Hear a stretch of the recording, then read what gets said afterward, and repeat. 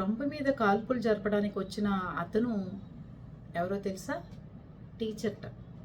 చాలా అవార్డ్స్ అందుకున్నట, చాలా ఇంటెలిజెంట్, చాలా తెలివిగల ఇతను, మేధావి. మరి ఇంత చిన్న గన్ను తీసుకుని ట్రంప్ ఉన్న ఏదైతే అతను జరుగుతున్న మీటింగ్ దాంట్లోకి వచ్చాడు. రావటంతోనే అక్కడున్న ఒక సెక్యూరిటీ అతను అక్కడున్న వాళ్ళను కాల్చాడు. అతను తప్పించుకున్నాడు, ప్రాణాపాయం ఏం జరగలేదు. వెంటనే రావడంతో గాల్లో కాల్పులు జరిపేట. డైరెక్ట్ ట్రంప్కి కానీ అక్కడ ఉన్న వాళ్ళని కానీ ఎవరిని గాయపరచల.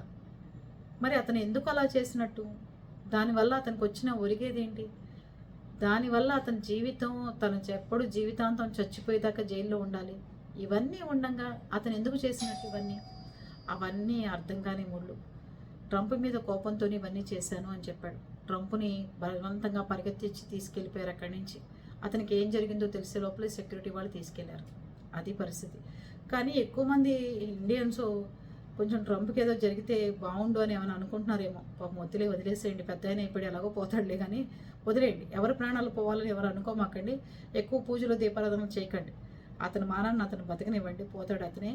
అనవసరంగా మనకి H1B వీసా రాలేదు, అవి రాలేదు, ఇవి రాలేదు అని పోవాలని కోరుకోమాకండి. పాపం ప్రశాంతంగా ఉండండి అందరూ. ఓకే.